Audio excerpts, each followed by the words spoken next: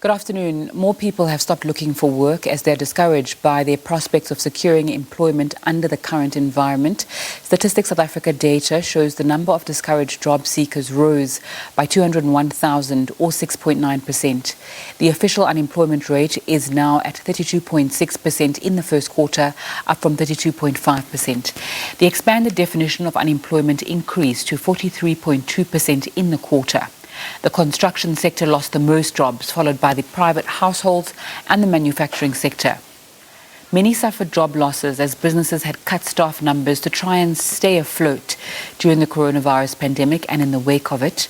The eased lockdown restrictions allowing for more business activity will help improve employment prospects, but it's unlikely to be at the levels seen before the pandemic hit. For more on these jobs figures, I'm joined by Xhanti Payi. He's an economist at NASCENCE Advisory and Research. Thanks so much for your time on SABC News. Just your reaction to those figures. Good afternoon, Zanga, and good afternoon to the listeners. I think that one of the most distressing parts about these numbers is the consistent growth in the unemployment of young people. That number now is way below 60%. It's now at 63.3%. And that tells you a lot about the kind of jobs that we are, the kind of economy that we are now actually sort of entrenching. And I think that is problematic. But I think also if we look at the different sectors, it is, of course, in the sectors that we are trying, where we are losing jobs is in the sectors where we think, or we've been hoping, where that is where the structure of the economy would move to so that we can create more employment there. And then, of course, the number of discouraged people. So people who are no longer looking for work, you have to wonder how they're going to be making that living. And, both and I, and many of us have seen the kind of spike, for example, in the petty crimes, in fraud and all of those things. And one worries that perhaps our people are starting to think about looking for a job, for not looking for work, but actually turning into other ways of making a living in ways that could actually be more destructive. Mm-hmm. When we're looking at the different provinces and also staying with those sectors, what are the kind of trends that we're seeing? The trends that you're seeing, I think, are the worrying ones. We know that a lot of people, for example, have been speaking in this country about this sort of financialization of the economy or the services sector. And that, and then we are seeing the banking and finance have actually, starting on a quarter basis, are starting to recover very, very quickly. 215,000 jobs in the services sector has already won. That's banking and finance. And then manufacturing, that's, you're seeing some return there, but still very, very low. And, yesterday I was reading the report by the OECD that's come out very strongly talking to us about the fact that actually South Africa will take a long time to recover from this crisis.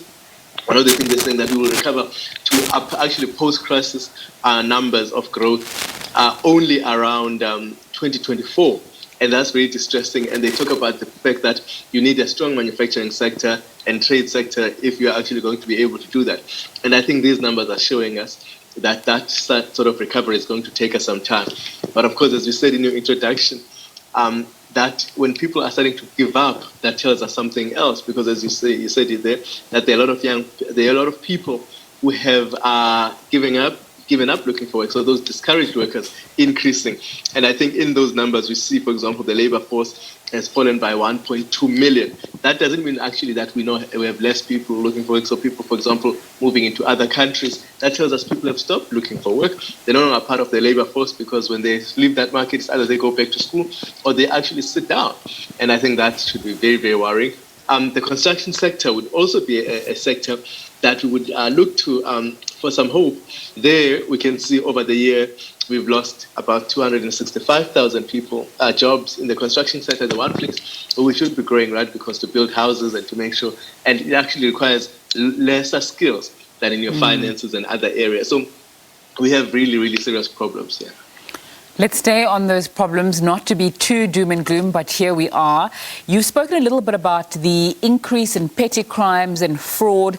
Can we tell from these kind of figures, what are the scenarios, not only in terms of crime, but for unemployment going forward in South Africa if something urgent is not done? if something is urgent is not done, actually it's going to cause us a major crisis, because again, remember what one of the things that we worry about is that we want to be able to actually absorb into the workspace people without skills. So those kinds of people that have sort of low level kinds of skills, or into the unskilled sector. And it is in those areas where we've lost. So you see, for example, in these numbers that professionals have been able actually to pick up some of those jobs. I think you see like some 41,000, but where jobs have been really taken down, what they call we've lost work in domestic workers have lost work, plant and machine operators have lost work, sales people have lost a lot of work, 270,000 jobs. So the trends are really at the areas where we think we want to absorb people who don't have to, for example, need high-level, university degrees or professionalism. And so where do those people then turn at this moment, where we've been actually, because the trend that means it's going the other direction.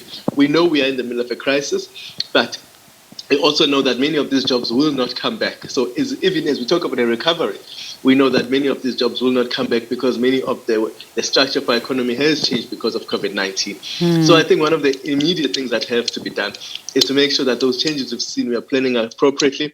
And I think that report was talking about this exactly the same thing as well in terms of the OECD report. They're telling us you've got to make sure you increase the support you give for people and the support you give for businesses, especially small businesses. And then, of course, make sure that some of these sectors are actually specifically targeted. So the government has to be very clear about what kind of support they're going to give to people who have lost employment or who are struggling, and those kinds of businesses, so that actually they can hold on a little bit longer, or that there is actually some sort of recovery into what we have lost. Of course, as I say, one of the things is that some jobs are not going to be recovered, so we need to reconstruct the economy in different ways, and that's going to be very important. Xhanti, what's the role of the private sector in this crisis?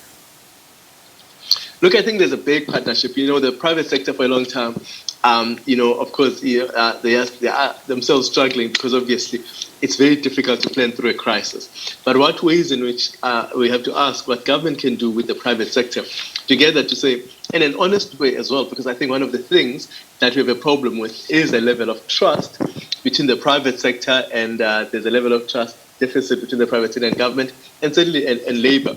And sometimes when I think about labor, I think about the private sector in the sense that there is some collaborations that can actually work there, because we know that a lot of employer and employees are still looking for their increases, and sometimes it's very fair that they should. But then at the same time, we are going through a crisis, so we need to actually come together and bring some deals that can actually at least see us through the crisis. So, for example, agreements that actually are specific to this time of the crisis. So not actually long-term agreements, but to say, look, over this crisis, how do we all survive the crisis? And one of those things can do, for example, labor agreements that just will sit us through this crisis, government support that will sit us through this crisis, and then we can come back to the table and actually try then and find new ways of doing things. We can restart our squabbles that were there after the crisis. I think that is going to be very important.